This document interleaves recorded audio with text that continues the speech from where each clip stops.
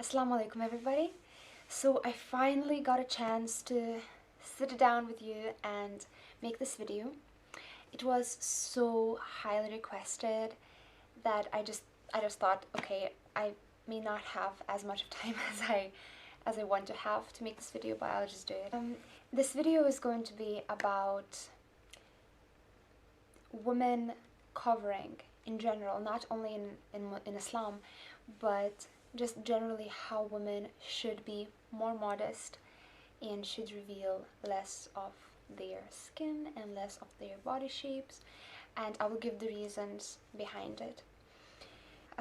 Now, I would like to start from myself, because whenever it comes to any kind of issues in life or just any issues that you face, the best thing to do is always to not to judge other people, but just turn around, look at the mirror, and just kind of judge yourself first. So I will start with myself. Even before the Islam, I never used to wear too revealing clothes. Like, I would never wear like a miniskirt or like really short revealing dresses. I wouldn't feel comfortable in it. And it's not because I would not be happy with my body shape or anything. It's just that I felt like it's bad. It's not good at all. I remember this time, there was an evening, I think it was Friday or Saturday evening, and I was getting ready to go to meet my friend for dinner. I felt like I'm dressed up in a way that is appropriate. That was long, white skinny jeans, black high heels, and black shirt. There wasn't like too revealing my chest or my arms or anything at all. There was just plain, quite fitted though, black shirt. And I think I left my hair loose, and I left my apartment.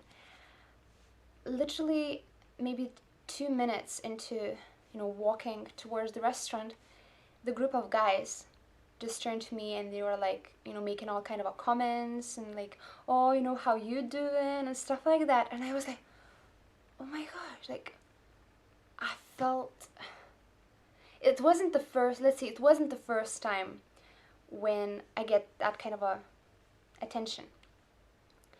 But it never really bothered me too much. It always used to be uncomfortable and annoying, but it never bothered me. Like, I never gave it second thought. But at that point, I just remember how I felt. I felt so cheap. I could feel how their eyes are on my bottom. And I just felt like, oh, like I just want to cover, at that point, because I already kind of started studying about Islam, I wished I was wearing the full covering. I felt that, even if at that point I would be with the most glamorous Dolce & Gabbana dress and Gucci shoes, I would still feel so cheap. So that was my first experience of actually wanting to cover. That was only for myself. It wasn't because somebody told me to cover or anything. That was just realization in myself. It was because I wasn't a Muslim at that point. It even wasn't about the God or anything. It was just between me and me. I felt like I'm being exposed. I felt like I want to be protected. I felt like they're raping me with their eyes. Now, when it comes to Islamic dress and why women in Islam do cover their bodies, the main reason is the same. Why I start covering myself. That was because you just don't want to be exposed. You don't want, men to look at you in that way. And there's a big part of it is modesty. And what modesty is in Islam, I think there's none religion like that would embrace modesty. And that through Islam you can actually see the beauty of modesty. I think the most beautiful thing for me was when I was still studying, the beginning stages of studying Islam, and I read about Hajj. In the eyes of Allah, in the sight of Allah, we all are equal. We all are the same. And people do dress in the same way during the Hajj, because there should not be any difference between poor person and a king. Let's say no difference between the king and the poor person. How beautiful is that? It really shows that in the eyes of Allah subhanahu wa ta'ala, we all are equal, we all are the same. So if covering does make women feel so comfortable, why do they not cover? And the answer actually lays in our society. I don't watch TV. I don't watch TV since, I don't know, the last time I actually watched TV was 3-4 years ago. Like actually sit down and be like, oh, you know, I want to watch TV. And one of the reasons behind it is because there's so much of bias and so much of, basically, TV is a tool of brainwashing. Whenever you watch commercials or movies, whenever you buy one of those magazines like Cosmopolitan or whatever, and you go through it, you know, all you can see is nakedness. Or if you do see dresses, they're like really revealing. And then you look at the prices of the dress and look really pricey. And then you look why they're so pricey, and then you look at the name of the designer, and it's usually a men's name. It's a name of men. Men design dress for women to wear. Men dictates women what to wear. Can you see where I'm going? When you think about it from such perspective, then you actually start thinking, is it really their choice? Is it really their own decision to wear those kind of clothes? From the magazine and, you know, commercials that I'm talking about, what does it dictate? It dictates you, it tells you, it brainwashes you, it tells you what is beautiful. And when you think about beauty, it changes like fashion. It changes just like that. Nowadays, we have such problems as anorexia, bulimia, early death. And these are the problems of our society.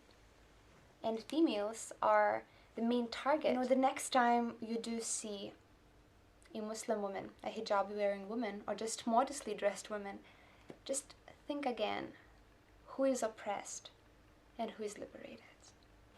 You know, dressing up modestly gives you liberation and gives you the freedom. The freedom not to expose your body. Is a woman in a short black dress and high heels is more free and liberated than a properly covered woman? You know, what are they liberated for? What do they have right for that properly covered woman does not have? Do they have a right to, I don't know, to be exposed? To be treated as an object? Do they have right to be raped? Do they have right to be hit on? Annoyed? What liberation are we talking about? Let's go back to the story when I told you about the first moment when I realized, the first day when I realized that I want to be covered. You know, after my dinner with a friend, I came back home and I told my flatmate about how I feel, and I said, you know, I felt so cheap, I felt so bad. And my flatmate said, she looked at me and she was like, well, you know, feel proud. And she was like, well, feel proud, you know, you're still on the market.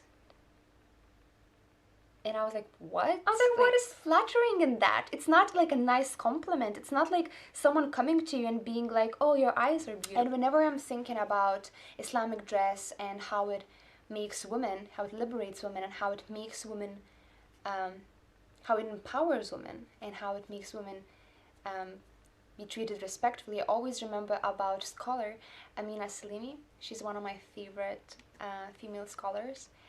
And I remember in one of her speeches, she was saying, when I walk into the room and there's some childish guys talking about their last night adventures, they shut up because they know that I'm a Muslim woman and I'm not gonna tolerate it. Also, she was saying, whenever I'm walking towards the door, people open the door for me because they know that I'm a Muslim woman and I expect that to be done for me. Also, Muslim women have a right to be respected for her own ideas and for who she is and not the way she looks. You know, they have a right to express their opinion in front of men without them being distracted by the forms of their body. And whenever I talk about that, I do remember this research that was run by Italian psychology researchers, and the research was it was incredible actually. What they've done, they took a group of men and they set them on a couch in front of the TV, and they showed them the news. And on the news, there were two journalists speaking, and one of them were male. And the male journalist start on his speech about some situation, and then after him there was a lady speaking, and then basically the lady was like proper, showing everything and loads of makeup and hair everywhere and like really beautiful nowadays, whatever nowadays beauty is. And then after that, all men were asked separately, were asked to tell what the journalists were talking about, and it was fascinating. Seriously, all the men properly remembered the most of the parts of the story that male journalists were talking about, but they could not remember what the girl journalist was saying. They could not remember. And several men actually did admit that while the girl was talking, they were too much distracted by her shape and were not interested at all in what she was saying. I hope that it was interesting, inshallah, and see you later. Salam.